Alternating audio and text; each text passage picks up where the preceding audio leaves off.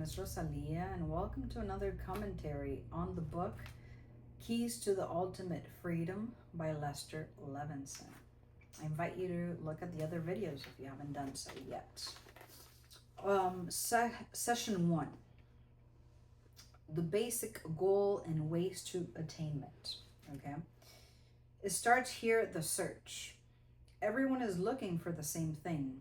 All beings, even the animals, are looking for it. And this thing that everyone is looking for is happiness with no sorrow.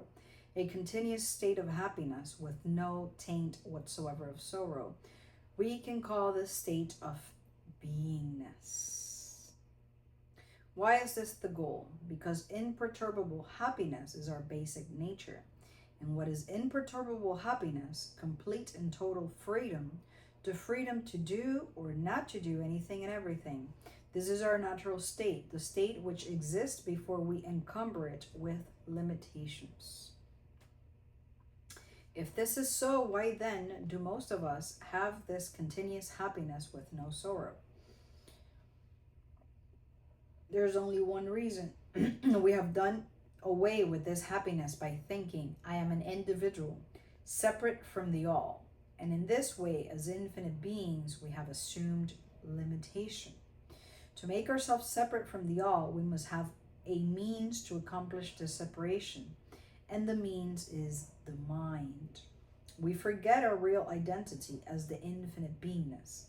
This original thought that I am separate from the all necessarily creates a feeling of lack and loneliness, for I can only be satisfied when I am the all. Lack is creation of the mind. The real purpose of being here on this earth, then, is to learn or to remember our original natural state of beingness, the state which allows imperturbable happiness, complete with complete freedom and no limitation. Once we are led to see that this is our natural state, then we can begin to let go of all the limitations. The prime and the very first limitation is the feeling, I am an individual separate from the all. Eliminate that and you eliminate all loneliness, all limitation. To say this another way. Sorry about that. It says here, God is all. Let go and let God be. It is not I, but the Father who worketh through me. But when our desires for freedom is strong enough, we will dig up these subconscious habits, look at them, and begin to let go of them. Natural being. Many people in many spiritual and transformational disciplines believe they must work hard to achieve beingness. But there's no growing into the natural state of being that you are. The being is whole and perfect here and now. There's only letting go on the concepts of limitation. The belief that you have limitations, that you have troubles, is in your mind and only in your mind. That is the only place where trouble is, because you cannot see or conceive of anything anywhere else but your mind. Okay? So the way to freedom, the path itself, is really quite simple. What is not so simple is the method of undoing the limitations. And the reason, it is not because of the force of habit. To overcome this habit, we need a very strong desire. Without a strong desire, there's no growth. The desire, in fact, must be stronger than the desire to control the external world or to have its approval. Okay? It says here, the world as a dream, right? The world as you now see it is really a product of your imagination. And when you see the truth, the world turns out to be a dream, a fiction created in your mind. First, you will see it as a dream. Then you will see it as a dream that never really was. In fact, you will experience exactly as you do a night dream. Okay? And then I want to read another section here. This is so, it may be necessary that you release all the inhibitive and compulsive feelings. You are now run by them.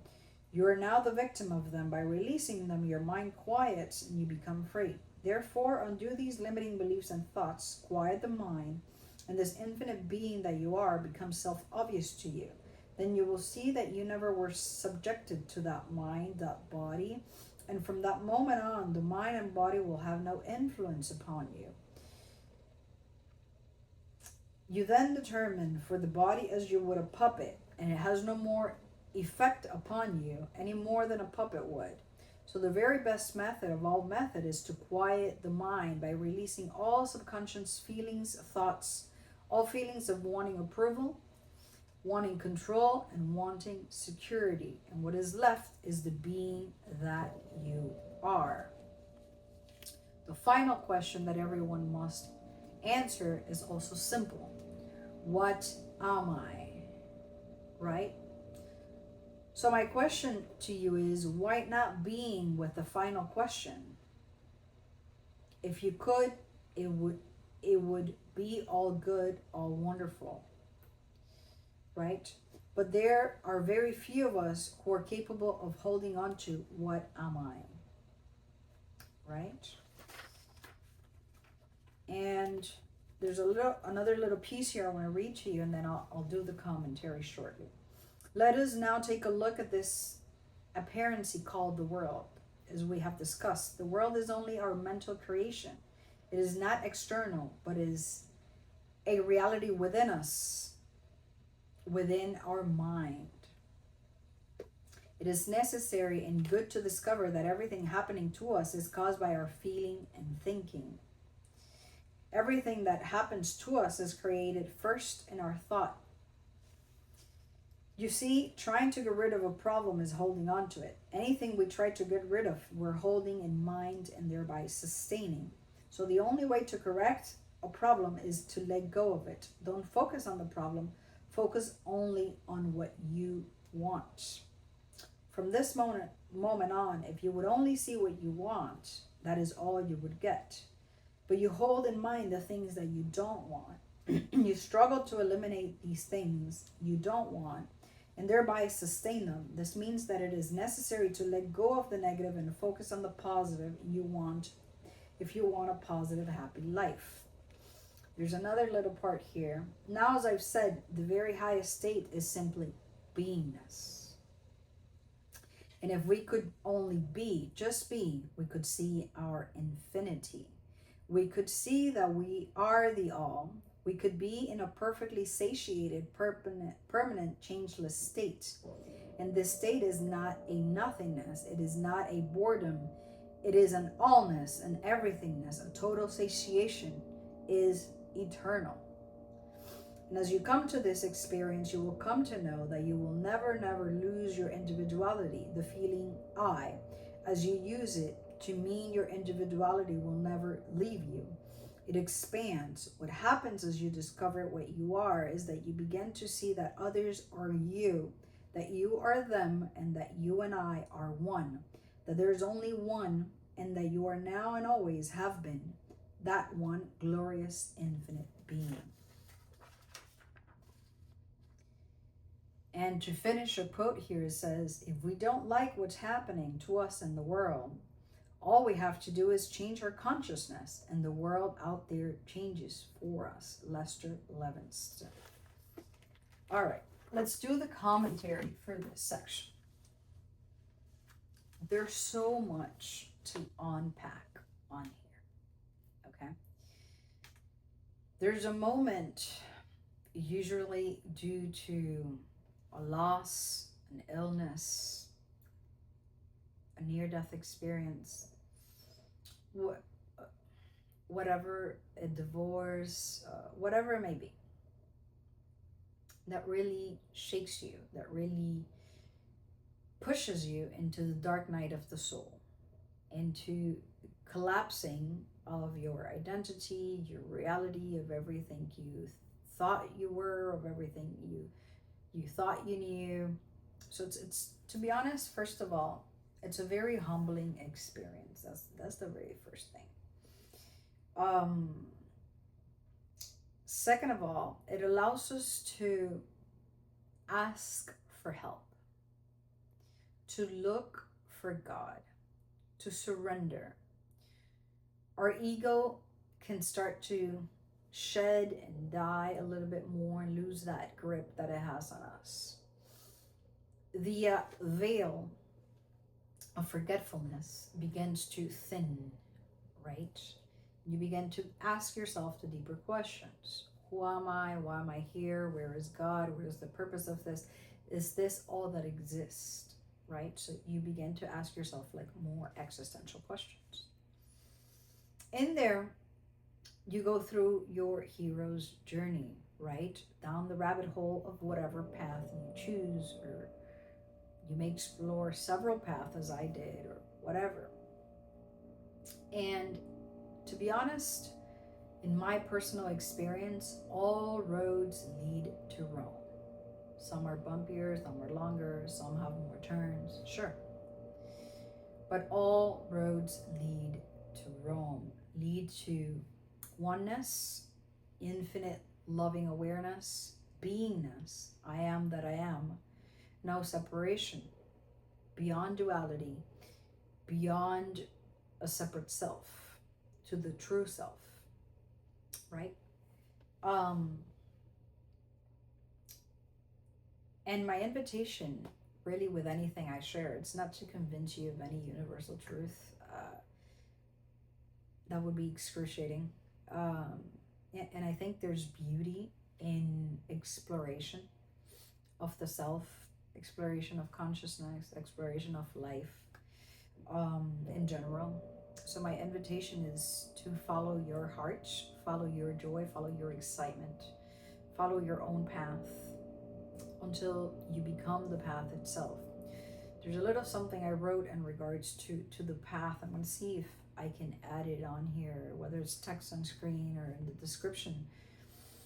Something beautiful that Source shared with me in regards to the path, right?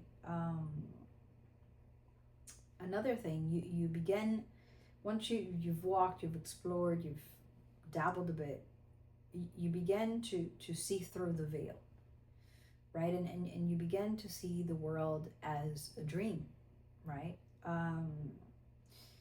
But without taking away, like without numbing, bypassing, or nihilism or anything like that, right? There's a difference, because you're not ignoring the world or the experience of being human. On the contrary, you are being more human than ever. Remembering that you're an infinite, immortal spirit.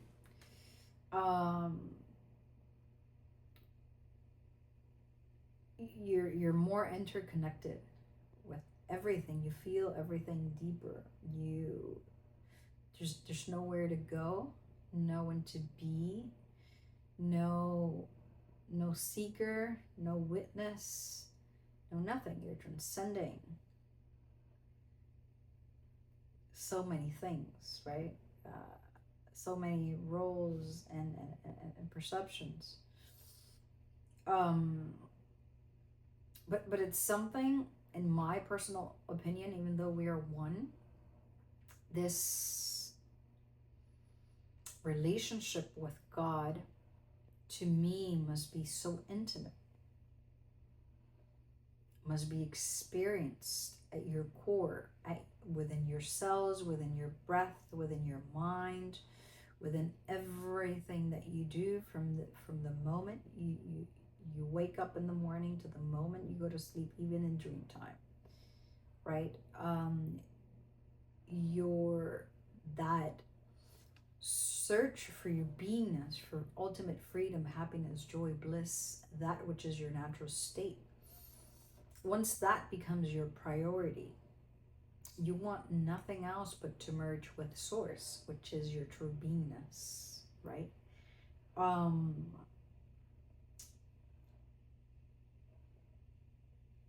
And sometimes we complicate it. And I have seen this especially in many religions, and I respect all of them. By no means am I discrediting everyone's path and everyone's way of connecting to the divine. But so many times, there's so much dogma and rules and things you have to do to get to enlightenment, to get to self-realization, to get to who and what you are at every now moment throughout eternity. Never born, changeless, constant, always there, available at a fingertip, right? There's nothing you have to do to be what you are. God is simple. God is simple. God is simple. We make it complicated. The mind is a tool. It's a creative tool which we use to co-create with Source beautiful things. Absolutely beautiful things. Okay? But it's a tool. That's all that it is. Okay? So that's my commentary on this section. I think I made it maybe a bit long. Let me know in the comments. Subscribe, follow. Let me know what your journey of self-realization has been like. Let me know what path you're on, if it's working for you. Any insights, any ahas, any poems, any artwork, anything that it can nurture all of us on this journey of self-realization. So I would love anything that you guys can share. It would be very valuable to the community. Remember that we have a free community you can join. Okay, Supraconscious University. Feel free to join. You have so many beautiful tools available already for free. And there are paid tiers that are extremely, extremely affordable for the amount of value that you get. So feel free to use those if you feel that they are what you need at this moment on your journey. They may or may not be, right? And that's okay too. So just always, always, always follow your joy, follow your heart, follow your excitement. Okay, until next time, thank you.